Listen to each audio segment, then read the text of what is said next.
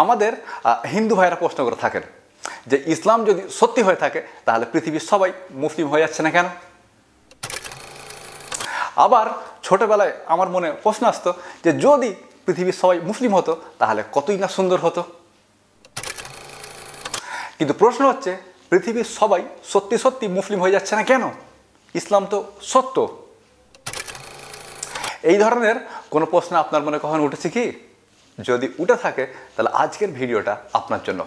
এখন সম্পূর্ণ ভিডিওটা মনোযোগ সহকারে দেখুন। আর যদি মনে হয় ভিডিওটা ইনফরমেটিভ, ভিডিও তথ্যবহুল, দিন এবং জাতির জন্য কল্যাণকর হতে পারে, তাহলে একটু কষ্ট করে ভিডিওটা শেয়ার করুন। আর সম্পূর্ণ ভিডিওটা দেখার পর আপনার কি মনে হলো, আপনি কি মনে করলেন, আপনি কি ভাবলেন, সেটা আমাকে কমেন্ট করে জানাতে পারেন। আর জানানো উচিত, কারণ তবেই আমি বুঝতে পারবো যে আসলে আমি আপনাকে কতটা বোঝাতে পারলাম। আর যদি আপনার বা আপনাদের কোনো প্রশ্ন থাকে, খুবই কঠিন প্রশ্ন, এত কঠিন প্রশ্ন যে কাউকে করলে সে আপনার উপর রেগে যাবে উত্তর না দিতে পেরে, অথবা আপনাকে কাফের ফতোয়া দিয়ে দেবে, এই ভয়ে কাউকে আপনি প্রশ্নটা করতে পারছেন না, তো ওই ধরনের প্রশ্নগুলো ভিডিওর কমেন্টে আপনি আমাকে করে ফেলুন। ইনশাআল্লাহ আপনার প্রশ্নের উত্তর দেওয়া হবে দালিলিকভাবে, যৌক্তিকভাবে, বিজ্ঞানসম্মত ব্যাখ্যা সহ, বিশ্লেষণ সহ। সুতরাং ভয় না করে, সংকোচ না করে প্রশ্নগুলো আপনি আমাকে করে ফেলুন। শুধু জাস্ট শিশুসুলভ প্রশ্নগুলো করবেন না, আর প্রশ্ন করে উত্তরের জন্য তাড়াতাড়ি করবেন না। ইনশাআল্লাহ আপনার প্রশ্নের উত্তর দেওয়া হবে। আমার হাতে সময় খুবই কম, তবে ইনশাআল্লাহ আপনার প্রশ্নের উত্তর দেওয়া হবে। আসসালামু আলাইকুম। আমাদের একজন ভাই খুব সুন্দর একটা প্রশ্ন পাঠিয়েছেন। ভাই বলেছেন যে আমাদের মধ্যে কেউ মুসলিম, কেউ নন মুসলিম।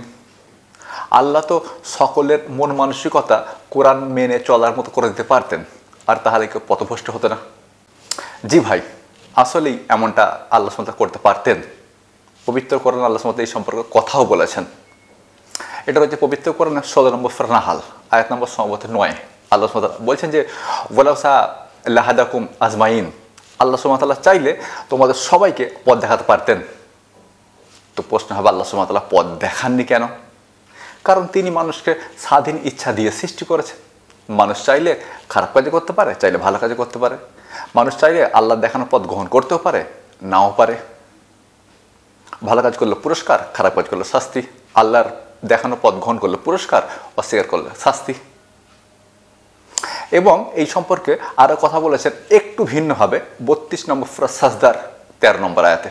আল্লাহ সুবহানাহু বলছেন যে ওয়ালাউ সিনা লাআতানা কুল্লা নাফসিন হুদাহা, আল্লাহ সুবহানাহু চাইলে তোমাদের সবাইকে পথ দেখাতে পারতেন, কিন্তু তিনি এমনটা চান না। তিনি জোর জবরদস্তি কাউকে মুসলিম বানাতে চান না, তিনি জোর জবরদস্তি কাউকে পথ দেখাতে চান না। আল্লাহ মানুষকে স্বাধীন ইচ্ছা দিয়ে সৃষ্টি করেছেন। আল্লাহ চান যে তোমরা বিচার বিবেচনা প্রয়োগ করে নিজেরা পথ খুঁজে নাও। আল্লাহ সুবহানাহু কাউকে জোর জবরদস্তি পথ দেখাতে চান না, কারণ তাহলে এটা মানুষের স্বাধীনতায় হস্তক্ষেপ করা হবে। আর আল্লাহ মানুষকে স্বাধীন ইচ্ছা দিয়ে সৃষ্টি করেছেন। প্রশ্ন হবে কোথায় পাবো যে আল্লাহ মানুষকে স্বাধীন ইচ্ছা দিয়ে সৃষ্টি করেছেন? এটা রয়েছে 41 নম্বর সূরার 40 নম্বর আয়াতে। আল্লাহ তাআলা বলছেন যে ইমালু মা শিতুম, তোমরা যেটা চাও সেটা করতে পারো, যে কর্ম করতে চাও সে কর্মটাই তোমরা করতে পারো, যেমনটা তোমরা করতে চাও তেমনটাই করতে পারো। আল্লাহ সুবহানাহু তোমাদেরকে স্বাধীন ইচ্ছা দিয়ে সৃষ্টি করেছেন।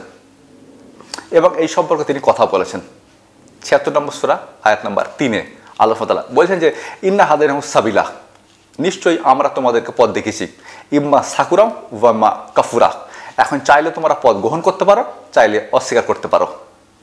একই ধরনের বক্তব্য রয়েছে পবিত্র কোরআনের 18 নম্বর সূরা কাহাফের 29 নম্বর আয়াতে। ওয়াকুলিল হাক্কু মিন রাব্বিকুম, আপনি বলে দিন তোমাদের প্রভুর পক্ষ থেকে তোমাদেরকে সত্য এসেছে। এখন তোমরা চাইলে মুমিন হতে পারো কিংবা চাইলে কাফির হতে পারো। একই ধরনের বক্তব্য রয়েছে পবিত্র কোরআনের 64 নম্বর সূরা তাগাবুন সম্ভবত আয়াত নম্বর 2-এ। আল্লাহ সুবহানাহু ওয়া তাআলা মানুষকে সৃষ্টি করেছেন, এখন তোমাদের মধ্যে কেউ মুমিন হবে, কেউ হবে কাফির। তো আল্লাহ সুবহানাহু ওয়া তাআলা মানুষকে স্বাধীন ইচ্ছা দিয়ে সৃষ্টি করেছেন। যদি তিনি স্বাধীন ইচ্ছা না দিতেন, যদি তিনি সবাইকে জোরজবরদস্তি পথ দেখাতেন, তাহলে আবার জান্নাত কিসের জন্য? পথ তো তিনি আপনাকে দেখেছেন, আবার আপনাকে জান্নাত কিসের জন্য দেবেন? কিসের জন্য আপনাকে জান্নাত দেবেন? আপনি বলুন না, মনে করুন সরকার আমাকে জোর জবরদস্তি পাস করিয়ে দিল, তাহলে আবার আমাকে চাকরি কেন দেবেন?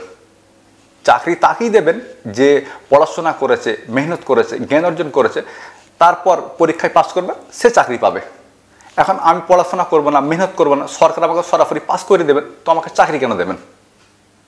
মানে আমি তো তাহলে চাকরি পাওয়ার অযোগ্য হয়ে গেলাম। মানে ব্যাপারটা তাই নাকি? আল্লাহ যদি আপনাকে জোর জবরদস্তি পথ দেখিয়ে দেবেন, জোর জবরদস্তি আপনাকে দিয়ে ভালো কাজ করাবেন, তাহলে আপনাকে জান্নাত দেবেন কেন? ব্যাপারটা ভাবার। যাই হোক ভাই, আমার মনে হয় আপনি আপনার প্রশ্নের উত্তর পেয়ে গেছেন। এরপর আমাদের সবার মনে একটা প্রশ্ন ওঠে, এবং আমার মনে এই প্রশ্নটা উঠতো যে সবাই মুসলিম হয়ে যাচ্ছে না কেন? বেশ সবাই মুসলিম হতো তাহলে কত ভালো হতো। আবার আমাদের হিন্দু ভাইরা বলে থাকেন যে ইসলাম যদি সত্যিই হয়ে থাকে তাহলে সবাই মুসলিম হয়ে যাচ্ছে না কেন? আসলে এই প্রশ্নের উত্তর আল্লাহ সুবহানাহু ওয়া তাআলা পবিত্র কোরআনে দিয়ে রেখেছেন।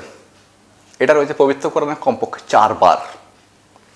পবিত্র কোরআন 16 নম্বর সূরা নাহলের 93 নম্বর আয়াতে আল্লাহ সুবহানাহু ওয়া তাআলা বলছেন যে ওয়ালাউ সাল্লাহু লাজালাকুম উম্মাতান ওয়াহিদা, যদি আমরা চাইতাম, আল্লাহ সুবহানাহু ওয়া তাআলা বলছেন যে যদি আমরা চাইতাম তাহলে সবাইকে মুসলিম বানিয়ে রাখতে পারতাম। যদি আমরা চাইতাম তাহলে আমরা সবাইকে মুসলিম বানিয়ে রাখতে পারতাম, কিন্তু আমরা এমনটা চাইনি, কারণ আমরা মানুষকে স্বাধীন ইচ্ছা দিয়েছি। এখন মানুষ চাইলে খারাপ কাজ করতে পারে, চাইলে ভালো কাজ করতে পারে। মানুষ চাইলে আল্লাহর দেখানো পথ গ্রহণ করতে পারে, নাও পারে। খারাপ কাজ করলে শাস্তি, ভালো কাজ করলে পুরস্কার। আল্লাহর দেখানো পথ অস্বীকার করলে শাস্তি, আল্লাহর দেখানো পথ গ্রহণ করলে পুরস্কার। এই জন্য আল্লাহ সুবহানাহু ওয়া তাআলা জোর জবরদস্তি কাউকে মুসলিম বানাতে চান না। আর যদি জোর জবরদস্তি কাউকে মুসলিম বানান, সেক্ষেত্রে সেই জোর জবরদস্তি পাস করার মতো। তাহলে আমাকে চাকরি আবার কেন? মানে আমাকে চাকরি দেওয়ার মানেটা কি? আমি তো জোর জবরদস্তি পাস করেছি, আমি না পড়াশোনা করেছি, না জ্ঞান অর্জন করেছি, না আমার মধ্যে যোগ্যতা আছে, তাহলে আমাকে চাকরি দেওয়া হবে কেন? মানে ব্যাপারটা তাই নাকি? তো আল্লাহ সুবহানাহু ওয়া তাআলা এই সম্পর্কে পবিত্র কোরআনে আরও কয়েকটা আয়াতে কথা বলেছেন। যেমন এটা রয়েছে পবিত্র কোরআনের 5 নম্বর সূরা মায়েদার 48 নম্বর আয়াত। আল্লাহ সুবহানাহু ওয়া তাআলা চাইলে সবাইকে মুসলিম বানাতে পারতেন। এই সম্পর্কে আল্লাহ সুবহানাহু ওয়া তাআলা আরও কথা বলেছেন পবিত্র কোরআন 11 নম্বর সূরা হুদের 118 নম্বর আয়াতে। আল্লাহ সুবহানাহু ওয়া তাআলা চাইলে সবাইকে মুসলিম বানাতে পারতেন। এই সম্পর্কে আল্লাহ সুবহানাহু ওয়া তাআলা আরও কথা বলেছেন পবিত্র কোরআনের 42 নম্বর সূরা আর সূরার 8 নম্বর আয়াতে। আল্লাহ সুবহানাহু ওয়া তাআলা চাইলে সবাইকে মুসলিম বানাতে পারতেন। যাই হোক, এই সম্পর্কে পবিত্র কোরআনে আরও কিছু আয়াত আছে। যেমন পবিত্র কোরআনের বলেন না গো, পবিত্র কোরআন 10 নম্বর সূরা ইউনূস আয়াত নাম্বার 99। আল্লাহ তাআলা বলছেন যে ওয়ালাউ সারাব্বুকা লা আমানা মানফিল আরদ কুল্লু জামিয়া। আল্লাহ সুবহানাহু ওয়া তাআলা চাইলে এই পৃথিবীর সবাই ঈমান আনতো। তিনি এমন কিছু করতে পারতেন যাতে পৃথিবীর সবাই ঈমান আনতো, কিন্তু তিনি এমনটা চান না। তিনি জোর জবরদস্তি কাউকে ঈমান আনাতে পছন্দ করেন না। তিনি এটা চান না যে তিনি জোর জবরদস্তি মানুষকে ঈমান আনাবেন, তিনি এমনটা চান না। তিনি মানুষকে স্বাধীন ইচ্ছা দিয়ে সৃষ্টি করেছেন। মানুষ চাইলে খারাপ কাজ করতে পারে, ভালো কাজ করতে পারে। আল্লাহ দেখানো পথ গ্রহণ করতে পারে, নাও পারে। খারাপ কাজ করলে শাস্তি, ভালো কাজ করলে পুরস্কার। আল্লাহ দেখানো পথ অস্বীকার করলে শাস্তি, আল্লাহ দেখানো পথ গ্রহণ করলে পুরস্কার। ঈমান আনলে পুরস্কার, অস্বীকার করলে শাস্তি। তিনি মানুষকে স্বাধীন ইচ্ছা দিয়ে সৃষ্টি করেছেন, এবং তিনি মানুষের স্বাধীনতা হস্তক্ষেপ করতে পছন্দ করেন না। আর তিনি জোর জবরদস্তি যদি মানুষকে ঈমান আনান, জোর জবরদস্তি মানুষকে ভালো কাজ করান, তাহলে পুরস্কারটা কিসের? এটা তো সেই জোর জবরদস্তি পাস করানোর মতো হয়ে গেল। আমি একজন অযোগ্য, আমাকে জোর জবরদস্তি পাস করানো হয়েছে, সুতরাং আমার আবার চাকরি কিসের?